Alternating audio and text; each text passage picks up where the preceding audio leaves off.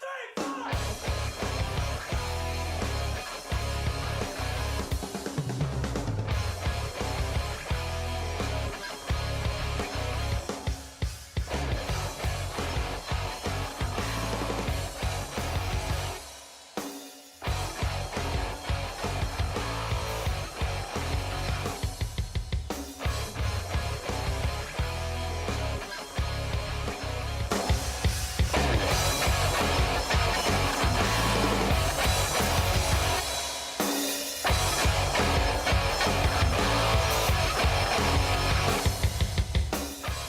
Nothing cools you off like a big, giant glass of sass. It's the Mike Sasson Show, live at the Mr. Smalls Theater Studios here in beautiful Millvale, Pennsylvania. Still getting acclimated to having all this room and all of these amazing computers and having a green room with chips and drinks and a kitchenette. And Brian, the Godfather, is in a completely different room editing his wonderful show as well.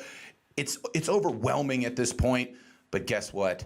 Just like a guy who buys a new BMW or a new Benz or a new Ford Festiva, you eventually get used to it. Today on the show, we will be talking about the birth of a Sasson male, Jack Sasson. I'll be telling you about that, and the fact that he's a large baby. That's a surprise. A Sasson baby turned out to be kind of big. Also, the fact that I am a total scumbag. Also, a very, very, very scary thing that I just saw on the road. I'll talk to you about that. That's called a tease in the radio business, Alex.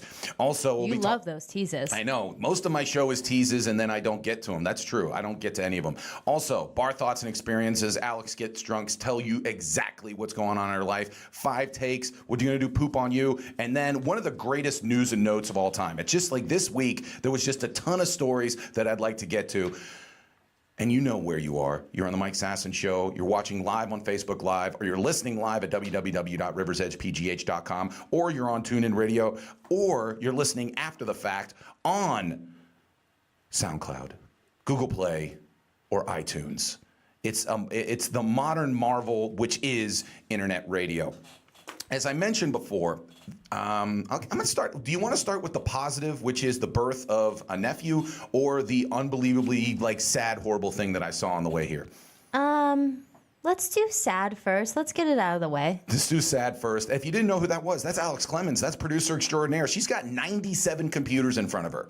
This is the most impressive thing. She's got a board. She's got 30. I took a picture, and I'll post it later, of Alex at work, and it's the most impressive thing in the world. When people come up to me all the time, they'll be like, hey, Alex is good on the air. You don't understand how good she really is. She's talking to me. She's listening to my nonsense. And on top of that, she has more equipment in front of her than John Glenn did when he circled the moon or whatever he did. I don't even know what John Glenn did. I don't know who John Glenn is. Really? Nobody really knows. But yet he did amazing things, but we've forgotten about him. I think he was a senator from Ohio, which I think they just assigned that as a lottery. Anyways, this is what I saw. So I'm driving down on Route 28 South, and it's a normal 8 a.m. kind of bad traffic and everything like that, because essentially 3 and I don't know, the exits is getting off, on-ramps are coming in at one time. There's one from Sharpsburg, one from Etna, and then obviously Route 28 South is coming down. So it turns into kind of a melee, and everyone has to merge onto each other and all this kind of stuff. So I'm in a slower lane, and so, I'm kind of going, plodding along, and the lane on the left is one that's going a little faster. But I noticed that it just stopped. And then you have that feeling, and I don't know if you've ever had this, Alex, where you see something bad about to happen, and you want to be able to stop it. Like, you want to have the force, you want to have the ability to change time, but you can't. Well, I had that moment. I see this car. It's going too fast. I see the fact that, that it's gonna happen. And I'm like, oh, don't yet stop, please, something happened. Boom, right into the back of the other car. Oh. And I'm just... How bad was it, though? Did they hit into another car? No, it was in the grand scheme of fender benders, it wasn't that bad. But the fact that I saw it, the fact that I was, a foot away from it, and also I could see it happening. It reminded me of my last accident. My last accident happened about 10 years ago. I'm on Route 19, and if you're outside of the city of Pittsburgh, that's McKnight Road. It's a huge, commercial area in Pittsburgh. I used to live across the street from LaRoche College. And it was near there. It was after work. I was just completely I was zoning out. It was on a Friday. I just had a bad week, like every week. And I'm driving my car, and it's start and stop traffic. And then all of a sudden, everything in front of you just goes, it's starting to flow, and you're sitting there going, oh, okay, the traffic must have stopped, whatever, like that. So I'm starting, and again, it's a major commercial district. There's a bunch of signs, all that other kind of good stuff. And then all of a sudden, it stops right in front of me. And I don't notice it, too late, boom, right into the back of the other car. But this is what made it even worse. I turn to my left immediately, and there's these two teenage girls in their car. They're stopped in their traffic. They look over, and they have the most evil laugh. They laughed at you when you wrecked into someone else? That's so mean.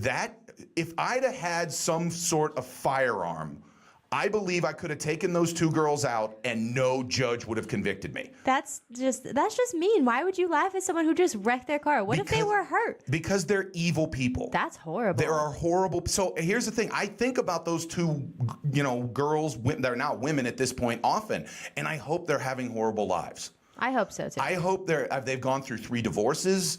I hope that everyone that they love has died in an awful way. I want awful things to happen to those people. That's really harsh. That's a little too harsh. You have no idea how awful this laugh was. It was insane how bad this laugh was. That's why anytime I do see that, I emote. Just try to get positive vibes. Like you talked about that you'd have cookies and water and all that kind of stuff. If I didn't have to do this and promote joy throughout internet radiodom, I would have stopped giving both of these people a hug. Wait. But what about the thing you talked about last week in sympathy traffic and stuff like that? Well, I'd have pulled over. I wouldn't have stopped. I didn't stop. That's the thing. I didn't have the sympathy. Did you keep going just as fast? Oh, yeah. Did you? Yep. Are you sure? Yes, I did. You didn't slow down even the slightest bit after you saw this wreck? Nope. I don't believe that. I didn't. I went faster. I said, you could do it someday. That's what I did. That was me. That's the kind of guy I am. So just so you know, that's the kind of trauma I'm under right now. That's the kind of negative things that right now. And Alex is giving the hey sign to somebody. I don't know what's going on. Brian says that the logo behind my head looks like a halo in an old school church photo. So I was giving a little, praying. Oh, thing. Okay. Yeah. She's a beautiful saint on top of being a master of 57 computers in front of her. So that's the trauma I'm going through. Now let's talk about the positive. Yay. The birth. Babies. Baby, the first Sasson male baby. Show the picture to the people out there. The first Sasson male baby. Yep. That doesn't make sense, but. Of the next generation. Mm-hmm. The Jackson Sasson. Which, by the way, when I told a group of comedians that name, they went, wow, he completely crushed you in terms of name. Now, the picture you're showing right now that's my brother, John. That's me in the background, and that is Jackson. I tried to pick the one picture because my brother is actually the offensive line coach for Pine Richland, and he's viewed by his own players as being very kind of like a stoic kind of no nonsense offensive line coach. Yeah.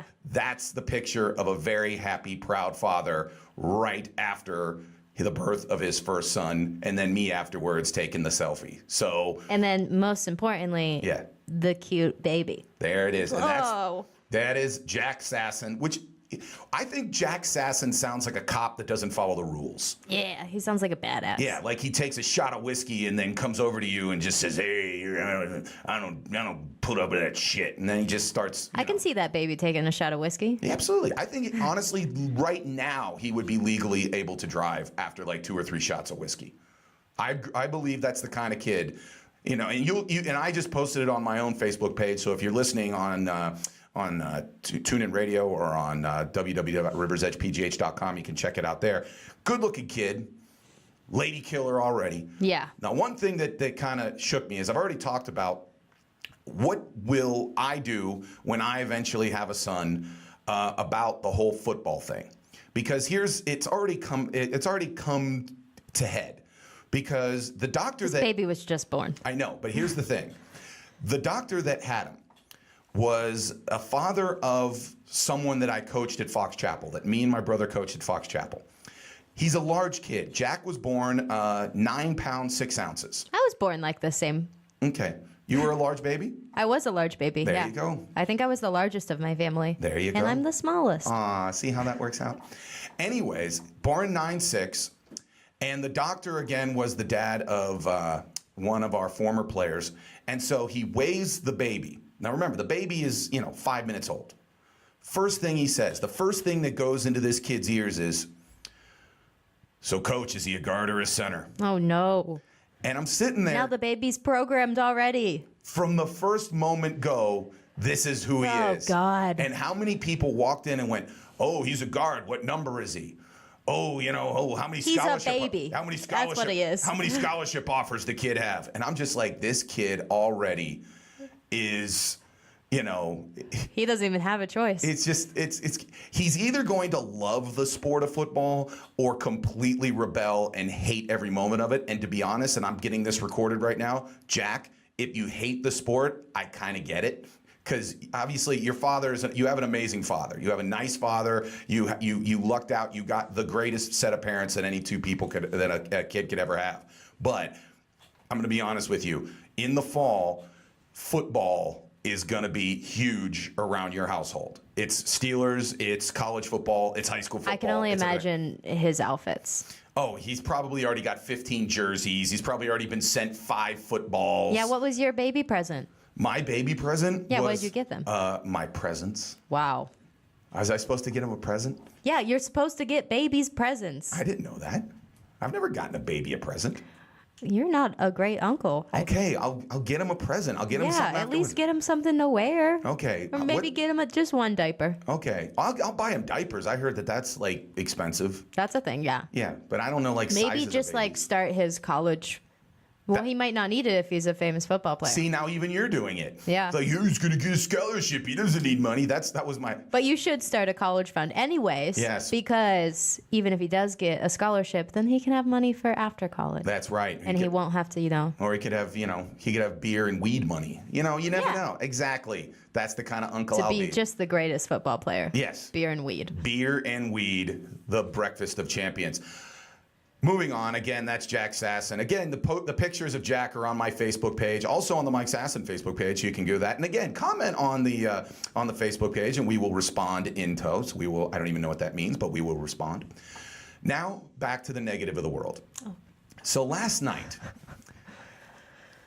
in general, I try to be a good person.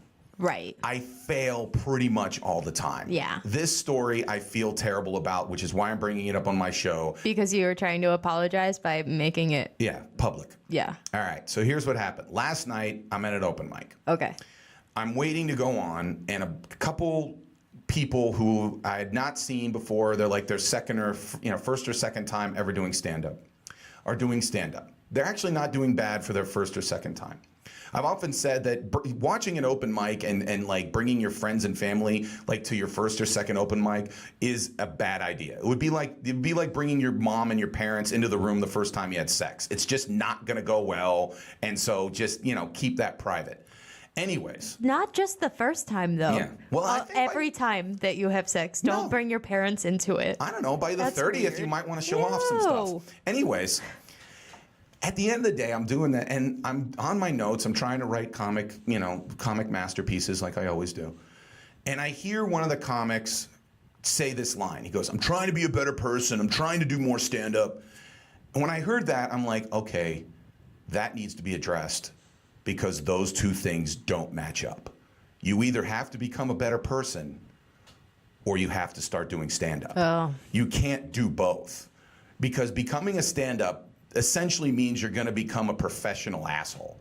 That's what a stand-up really is. He's a professional person who just points out stuff that is kind of rude, that everyone wants to say. That's your job. Your job is to get up in front of people and just fuck with them. That's what your job is.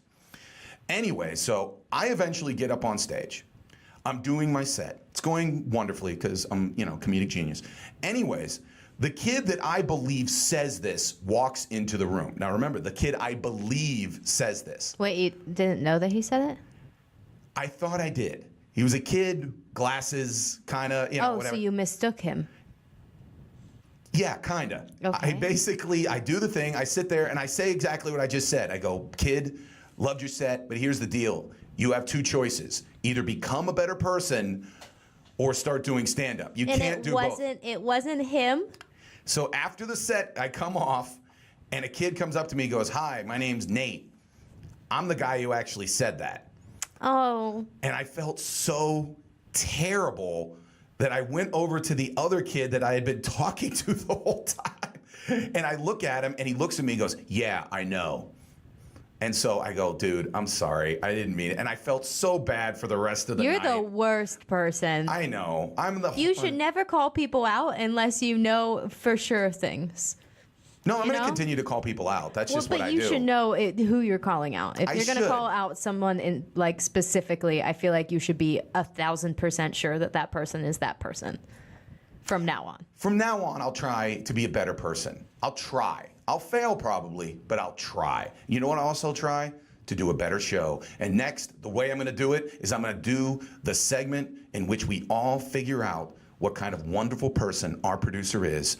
It's Bar Thoughts and Experiences with Alex. It's right after these messages. You're listening to The Mike Sasson Show, live from Mr. Small's Theater on www.riversedgepgh.com. We will be right back.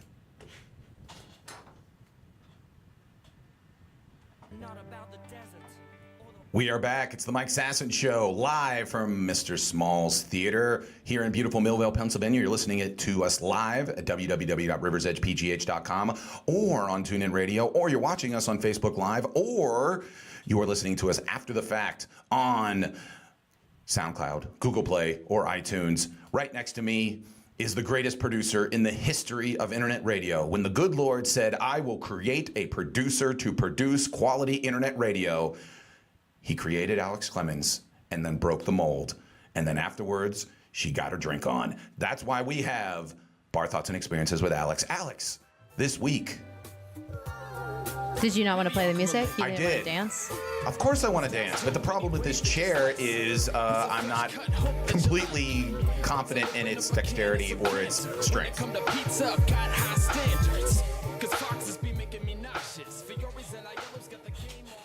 Okay. You have to dance while the music's on, so it covers up the squeakies. I know. The squeakies. The squeakies. Aren't you just the sweetest? The squeakies. That's what you call farts if you're like kind of like, oh, you have a little bit of the squeakies. That's like a southern woman who'd be like, oh, I'm sorry, I got a little bit of the squeakies. Please excuse me. Excuse me. Oh, there's a little bit of the squeakies there. Okay. All right.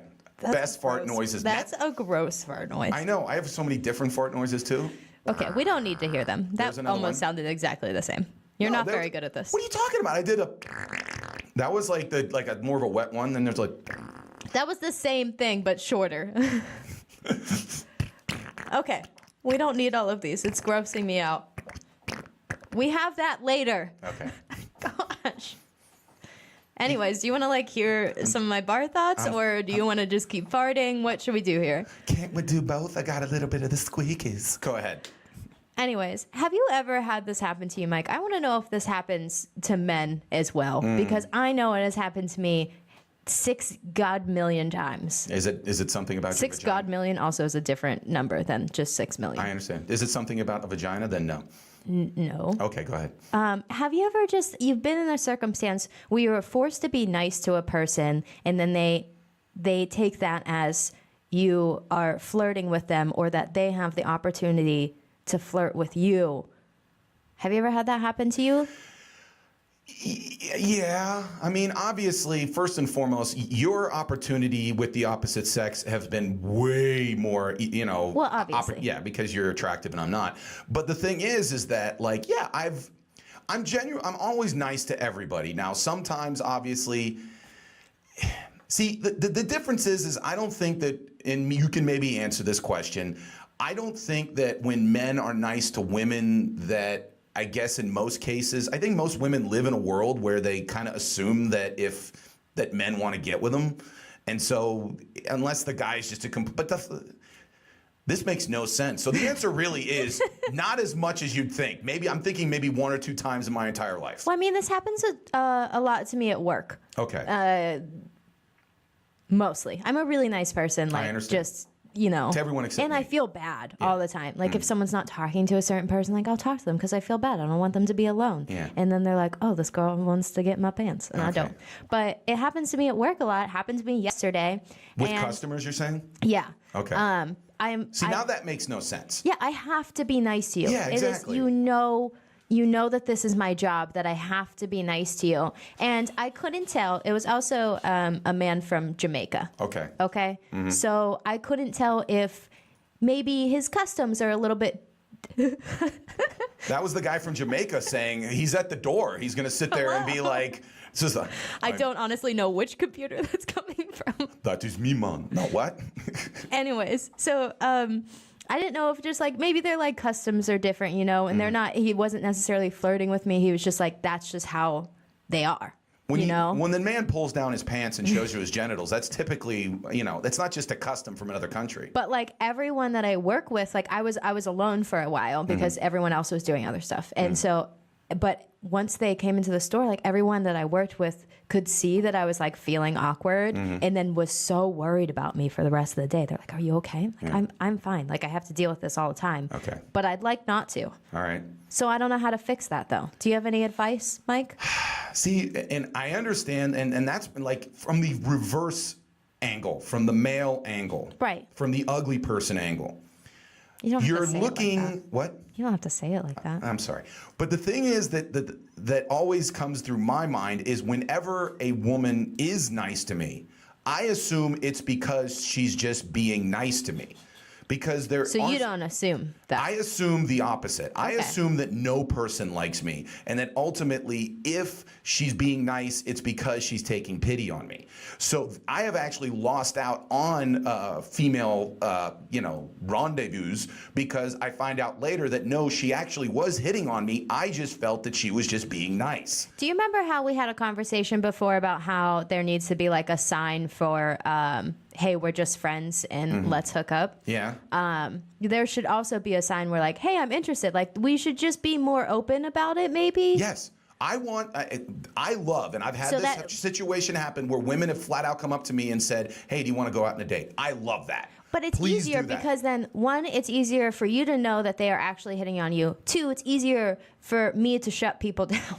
Yes. If that guy just came out and he was just like, hey, want to go out on a date sometime? I'd be like, no, sorry, I have a boyfriend. Okay. Like, instead of having a whole really awkward conversation. See, but here's the thing. I don't like that answer, and here's why. Why? But I do. I understand that. But here's the deal. If you sit there and when you answer to a man, no, sorry, I have a boyfriend, the way he views it is, if I didn't have a boyfriend, then we'd be a go. So what happens with that guy is he goes, oh, then I should kind of keep tabs on your relationship. Horrible. But that's the way you said it, the way a man... Okay, so I should say no. You should sit there and say, I'll be honest with you. I don't feel that way about you. Thank you very much. I'm very flattered, but I would love to be friends with you. But at this point, no, I would not. I want you to say this to someone. I want you to feel okay saying that to someone. I don't feel, but I'm just telling you the way you answered that. Yeah, it's just I already feel awkward already having the conversation, like the whole situation of this person hitting on me. I already feel awkward already, so my responses are just like the first half of my head, what I'm thinking of.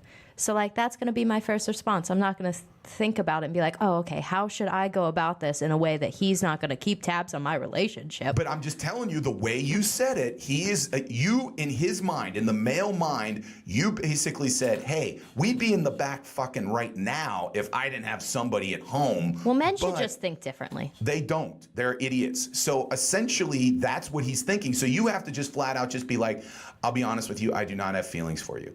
It's very mean. I know it. The whole world, but everything's mean. Everything sucks. Everything sucks because here's no one one thing. Should date anyone. But here's really why it completely sucks, more than you even imagine. When you go up to a person that you're interested in, and you say, hey, and you express interest, and they turn you down, really what they're saying is, I understand that, you know what, we could provide happiness for each other. We could ultimately turn into a fruitful relationship. I could bear you children. It would be wonderful. But no, none of that's going to happen because I think I can do better than you. That's essentially what, like, when you say no to someone, really what you're saying is, I either am doing better than you, or no, I believe I could do better than you. So thank you, goodbye, you lose. That's just the way of life. That's just the way. Everything sucks. Everything sucks. It doesn't make sense.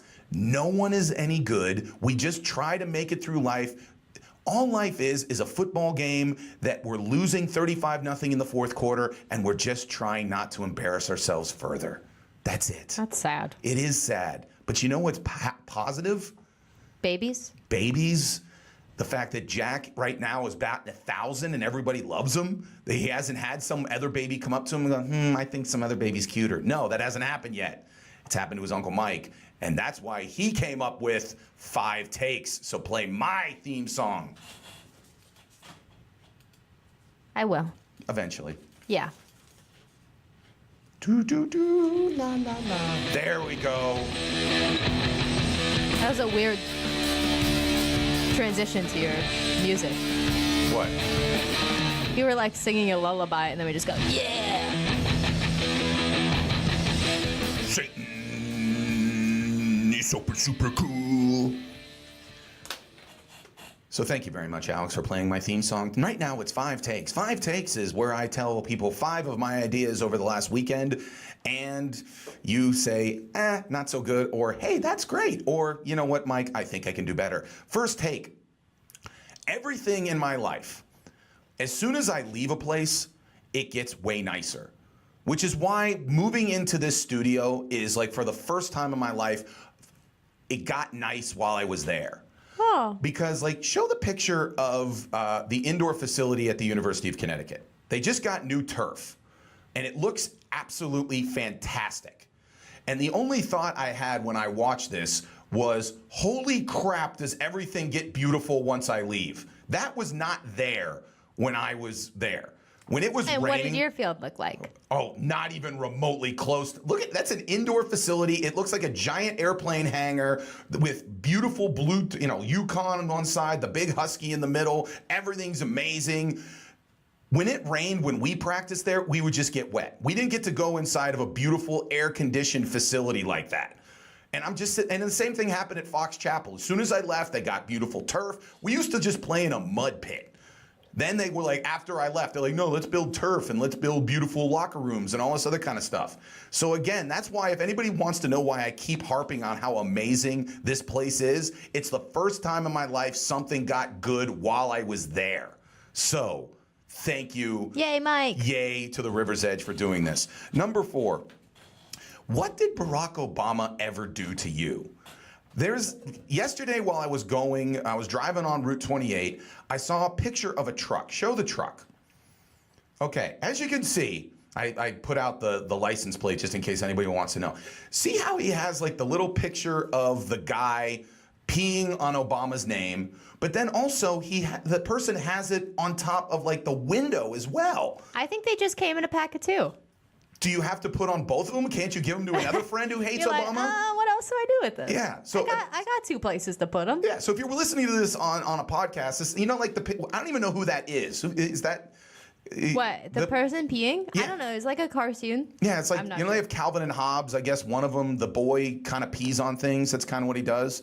Well. Does he? I don't know. Anyways, he's peeing on he's peeing on Obama's name. My thing is, what did Barack Obama ever do to you to make it that for the rest of your life, as long as you have that truck, you are peeing on his name? I saw a bumper sticker today that said Hillary for prison. Yeah, that was like, actually our president used to like chant that. That was pretty cool. But like, okay, I understand being a disagreement with someone, but understand when you put that on your car, first and foremost, 50% of people hate you now. If you ever try to sell the car again, those 50% will not like it. So guess what? They're out of there. It's going to lower your resale value. So on top of that, you're creating hate. You're losing money. What did the guy do to you to make it that you hate him that much that you're going to tell everybody 24 hours a day, 7 days a week that you're going to pee on the guy's last name? I just want to get like random ass names and like have the guy like all on the back of my car, just like 6 people, and it's just all random, like Steve. Yeah, just people that like crapped on you at work, or people that you hated in high school. Yeah. You're like, Jen Lewis didn't go to me with prom, pee on her name and stuff like that. That would be our business. Like, you sit there, like really specific names. Really specific. Yeah. Like, we'll sit there and we'll have the guy peeing, but we're like, well, what's the person? My boss's name is Dave. All right, piss on Dave. Custom peeing stickers. Custom peeing stickers. We have such That'll be on our website. We have such good ideas. It's incredible. Okay, third take. They need to really switch retirement around. I was noticing this the other day. If you ever go into a retail outlet, like in the middle of the day, it's filled with old people and they're retired and they don't have anything to do, so they just kind of fill their days up with just nothing. And the thing that always got me is these people can't do anything. Their bodies are breaking down. They kind of just can go to the store. They can't do anything, which is why I think they need to switch it up. You should retire from ages like 22 to 42, and then after that, then you go to work. But only if it wasn't physical labor. But okay, all right. Well, even physical labor, guess what? That'll keep you young and fit. You see how Stallone's like 71 years old and still ripped? That could be you if you just like... But would those people still be young and fit if they took all those years off? What if they were just doing nothing between 18 and... But that's when 42. You get back in shape. You go back when it's like 45 years old, you're back into the workforce. You got to go to work every day. Also, it would give you something to live for. Like, hey, I got to go work at Burger King today. How would you do that, though, with money? I haven't come up with everything yet, but I'm just telling you that retirement... How do you have kids and support the kids if you're not working for 20 years? What do they do now? How many kids aren't being taken care of now? So guess what? Here's my thing. So we want all of the kids to be... I want hungry. Wild and Free and all the old people to work, because to be honest with you, retirement is ruined by the fact that only old people can do it. Number 2, our All-Star games suck. The next week is the worst week of sports for the entire year. Best week. NBA is over, NHL is over, NFL is nothing. Major League Baseball takes 4 days off. The only thing they do is have the All-Star game, which sucks. So for the next 4 days, sports, I know, it's the best days of your life because there's no sports and everyone just feels miserable. And we just, like, everyone just tries to preview the second half of the Major League Baseball season, which is stupid. And then you have to watch the stupid All-Star game. All the All-Star games suck. So just, like, stop having them. I know you're enjoying it. Maybe you should play drinking games with the All-Star game. And then you'll enjoy it more. Here's the drinking game. Every time you sit there and go, this sucks. I'm going to rate their butts. I'm going to watch it and rate their butts. Okay. I'll let you know next week how their butts are. Who has the nicest butts? If it meant that you had to watch the Major League Baseball All-Star game, I would do it. Okay. Can you remind me? No, I'm not going to. Nicest butts in baseball. Yeah, there you go. I'm coming up with a list. I think that's your own podcast where you just rate butts of certain groups. Ooh. Where you just sit there and be like, okay, this week I ranked the Pittsburgh Pirates in terms of butts. Yeah. Yeah, that'd be a great idea. Okay. That sounds great. All right. And number 1, you are not helping. I had a comedy show, not you, the general. Okay. Friday I had a show and I come in and there's this group of people that are just talking. And they're talking to the comedians, they're talking to themselves. After every joke, they have to have like a big conference about it, all this other kind of stuff. So after the show, this old guy comes up to me. I had to deal with this for my 15-minute set. I had to make fun of him. Half my set was just basically trying to tell these people to shut up. Afterwards, this person comes up to me and he goes, hey, dude, hope you didn't mind it. We were just having fun, and I think it actually helped your set. Everyone seemed to enjoy it, so, hope you enjoy, it was all cool, right?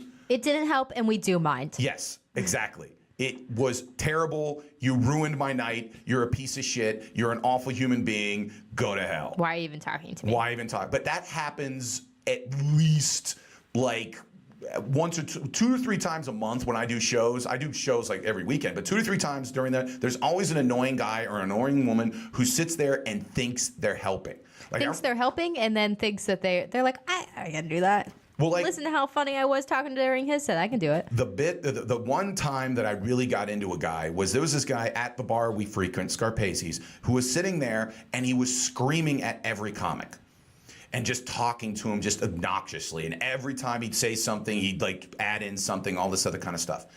I get up there and I rip into him for about 3 minutes and he shuts up, and then I have about 2 to 3 minutes to just try to work on new stuff. Afterwards, he comes up to me and he goes, "Hey man, you were great. You were a good job. You knew what to do with me. These other guys didn't. That's why I was trying to help them out because they weren't doing real well. So that's why I didn't need to talk during your set because I knew you were good enough." And I looked at him and went, what we're trying to do up there is one of the hardest things you can do in life. Stand up in front of strangers and make them laugh for 5, 10 minutes, whatever. You're not helping. You're making this super hard on them. The only thing that you can do to help them out is be quiet. If you feel like laughing, laugh. If you don't feel it's funny, don't laugh. That's it. Anything else, you're not helping. So officially, I'm looking into the camera. Guess what? If you're talking during a comedy set, you're not helping. That was 5 takes. Oof. That was really intense. That was really intense. But next up, after this break, we're going to go right to news and notes. It's the greatest news and notes maybe in the history of this show. I'm going to be talking about a model who believes that her giant boobs are hurting her career. It's the Mike Sasson Show. I'm going to be taking this tone for the rest of the day. Smooth jazz here on the River's Edge. We'll be right back. That was the ad for nothingness. That's what that was. Also, we're going to have to work on the fact that apparently we're in a wind tunnel sometimes. I don't know what. There's like this wind blowing through my ear. I don't know what's going on. Anyway, it's the Mike Sasson Show. I know it's you just blowing kisses to the all-internet world. It's Alex Clemens, me, Mike Sasson, live at the Mr. Small studio. Still over the fact how much room I have. I should be walking around doing this show. If they could do like I should get one of those things that like Garth Brooks has when he does shows. Like it looks like he works at Burger King, and I should do my set that way. I should do my entire internet show that way, where I'm walking around and all that kind of stuff, and I'll be just drenched in sweat. That'll really up the Facebook Live views. Anyways, you're listening to us at www.riversedgepgh.com. Right now, we're going news and notes. Play the theme or don't play the theme. Are we playing the theme? That was me shaking my head. I didn't even watch you. No, okay, let's not play a theme. First off, Emily Ratajkowski, show her picture. She's a very beautiful model. I think she was in the Blurred Lines video. She's very, very famous. I think she was actually also in the Entourage movie, if you ever saw that. She's an absolutely beautiful model, but she was doing an interview for Harper's Bazaar in Australia. That's her picture. She has wonderful breasts, and that's what she believes is actually hurting her career. She quotedly said that models and people do not want to work with her because she thinks that they feel her boobs are too big. This was her quote, "What's wrong with boobs? They're beautiful and need to be celebrated." Now, Alex, have you ever felt that having ample bosoms has hurt your life or taken away opportunities, or at least people just been hating on you because of that? Honestly, I don't think that anyone's ever been mad at me for it, unless they were jealous. Unless they were jealous of your ample bosoms. Yeah, because there's definitely been jealous people. What has been the most overtly jealous thing a woman or a man, or has a man been jealous of your breast? It'd be weird. Okay, but as a woman, what is the most overt thing someone has ever done that you felt that was like, okay, that person's obviously jealous? I don't think anything. People are usually really happy with my boobs. Really? Do they? They help me a lot in my life. What's the most thing that they've helped? What's the one thing you feel they've helped you the most at? Getting through crowds. Getting through crowds, like yes. you like a I always lead people if I'm in a bar. I always lead people because I'm very good at getting through crowds. Because especially if you're going through a lot of guys. I guess if you're going through a lot of women, it might not help as much. Okay. But you just kind of like press your boobs up against everyone, and everyone's like, "Oh, okay, we'll let her go." I think it's because like you feel something on the back of your elbow, and you're just like, oh, what's happening there? And then all of a sudden you're like, hey, boobs, and then you're like, whoa. Yep. And then they're happy. Yeah. Boobs make people happy. Yes. Then why are they messing with this model? I don't know. Well, I mean, there are a lot of she should just be a Victoria's Secret model, right? I believe she is. Oh. I believe she gets work, but she feels she loses some because women especially feel that like, oh, I don't want to be next to her because she has just like insane boobs. And by the way, for the woman, how skinny she is to have those big of boobs, like she's a genetic freak that way. But I mean, like, yeah, so. I don't know. I feel like it shouldn't hurt her that much because I feel like everything's coming back around, you know? Everyone's like, oh, plus size models, and we shouldn't Photoshop everyone. Let's let everyone be natural. And just who doesn't want to see big boob models in all of their ads? I'm not sure. Now, one thing that you've been kind of pissed off with is right now we're in the midst of ass frenzy. Yeah. Everyone just seems to be big into ass. Stupid. You feel that that's a phase, and eventually we'll be back to boobs. Yes. Boobs are like classic. Boobs are just like, you know, it's just like, you know, you have a nice classic car, a nice classic drink, and then a woman with big breasts. Yeah. There you go. I just described the American dream. A nice car, a nice car, drink, and a girl right on top. Yeah. Handing you a drink. There you go. That has wonderful bosoms. That I just described a Playboy ad from 1958. I really love the word bosoms. We got to bring back bosoms. Why can't we bring back the word bosoms? Who knows? Anyways, that's the first one. Next one, ESPN The Body Issue came out. I know you were a big fan of this. So if you don't know, it's basically a bunch of athletes get naked, and that's it. That's all it is. So there's the couple of the covers. On the far left is, and I don't even know how they described her. She's an extreme sports athlete, and she has one leg, but hence a nice ass. Wait, hold on. Go ahead. This photo, ouch. Like, she's just like hanging on a rock naked. Like, she has to have some crazy brush burns from this. Most of these pictures, I assume that there's some pain involved. There's a lot of these ones where, like, they're on rocks or all this kind of stuff. And then the middle. This stupid guy just holding a basketball. Yeah. I shouldn't call him stupid. It's still very attractive. Very attractive. A lot of tattoos on these guys. And then Ezekiel Elliott of the Dallas Cowboys, whose abs have abs. Those are that's a fit dude. His eyes, though, in this picture are what really, like.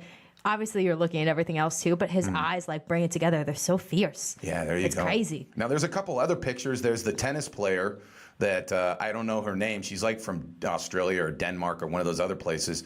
Yeah, she's gifted. There's another one. She's gifted. She's gifted. There's another one. Oh, my gosh, she's gorgeous. That's another picture there. And the hockey players. And then the hockey players. That's the women's U.S. hockey team. They come out. They're naked. They're gorgeous looking. They said that was important for them to be viewed as feminine. That's one thing they always say. The women who do this always feel that they're not celebrated for being feminine when they are athletes. And this is something where they can sit there. They're proud of their bodies. They're proud of what they do. Now, let me ask you a question. Do you feel that these bodies, obviously they're beautiful, but do you see them as feminine? Yeah. Absolutely. I feel them as very, like, fiercely feminine, too. Yes. Like, they're very powerful female role models. Absolutely.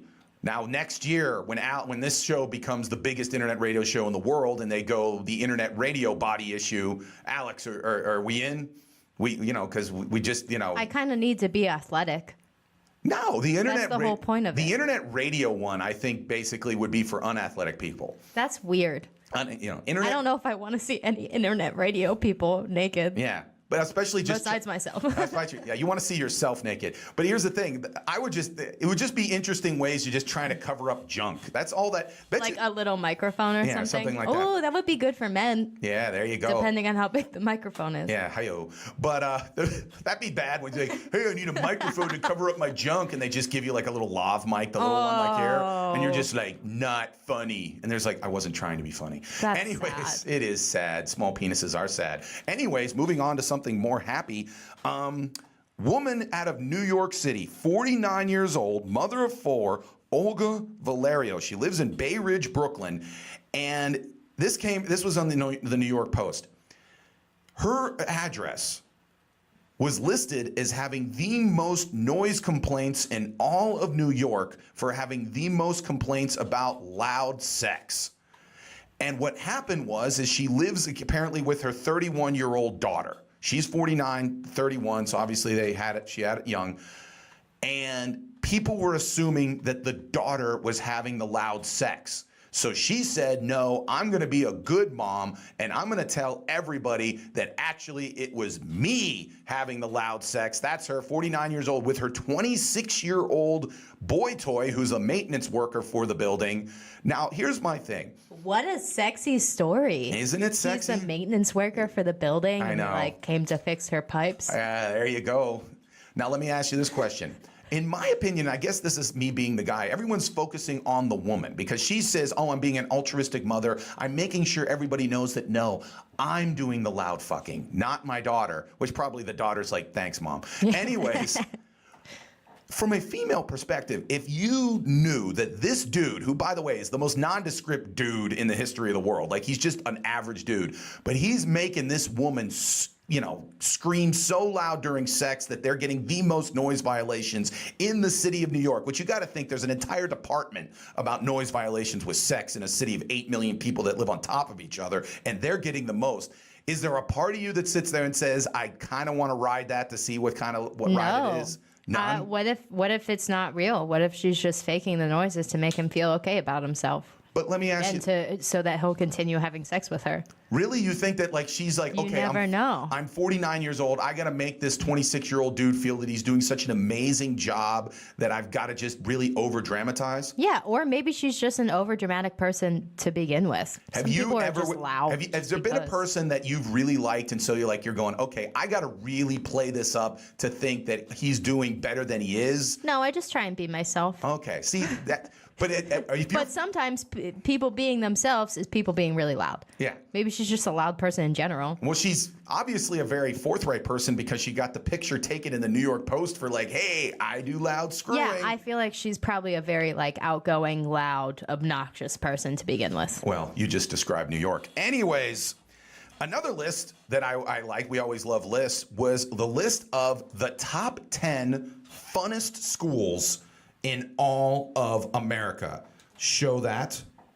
All right, so number one, a lot of local schools in there. Number one, Penn State University was listed as the funnest school in America. Now you sit there and say, Mike, how do you become one of the funnest schools in America? Here's how you become one of the funnest schools in America, according to Business Insider.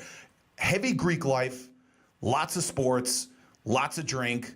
They basically just looked at Princeton Review and they said, if you scored high in all of like 10 categories, you basically got there. That's stupid. Now, here's number 2 was the University of Iowa. Number 3, University of Florida. Number 4, Syracuse University. Number 5, good old West Virginia. Number 6, Clemson. Number 7, Illinois. Number 8, Florida State. Number 9, Ohio University. And number 10, UC Santa Barbara. I counted, obviously, Ohio University, West Virginia, Syracuse, and Penn State is where local kids go to. So obviously us in Western Pennsylvania like to get our drink on. But one thing I did not like is the fact that UConn sometimes gets listed in these, but UConn has a terrible Greek program. We have nobody in frats, which is one of the reasons why I actually like going there, because frats are just basically you're just trying to buy friends. Anyways, that's one of the things that they didn't list, that they said, oh, if you have a great Greek life, you must have fun at school. I think that's bullshit. What do you think about the list?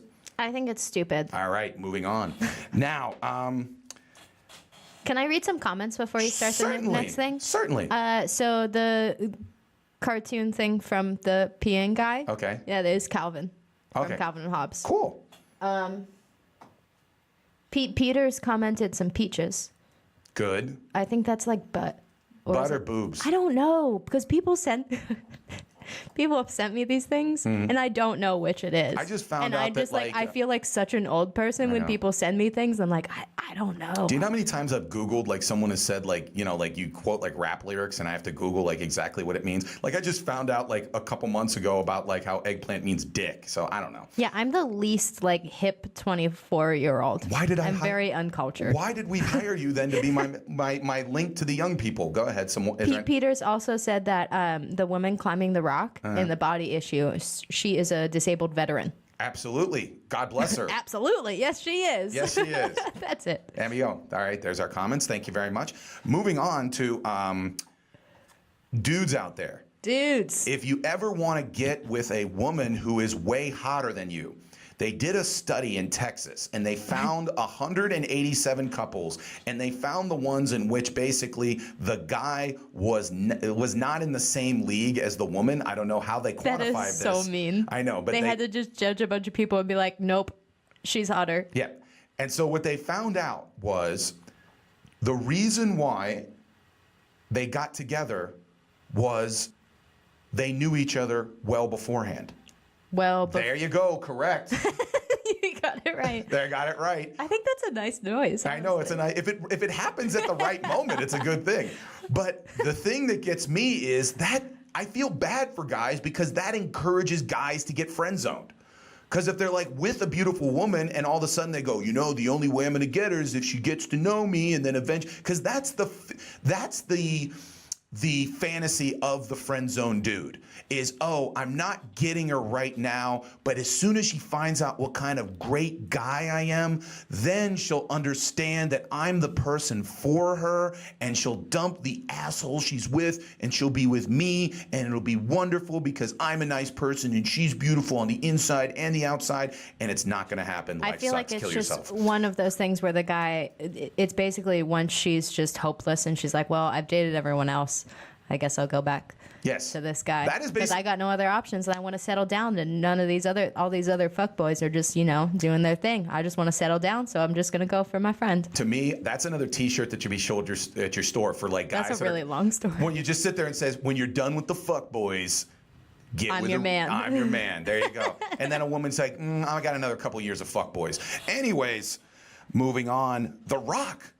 Everyone jokes the fact that The Rock might be running in 2020. Well, guess what? Someone actually set up an official campaign, like website and registered Run the Rock in 2020 with the federal election committee.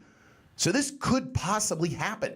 Do you think he would be better than what we currently have? Yeah. I believe this pen would be currently better than what we have right now. And understand, just so people understand something, they go, oh, he's just another liberal, whatever. I did not vote for Barack Obama either one of the times.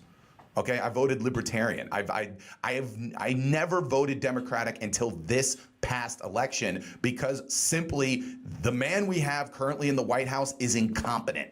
Okay.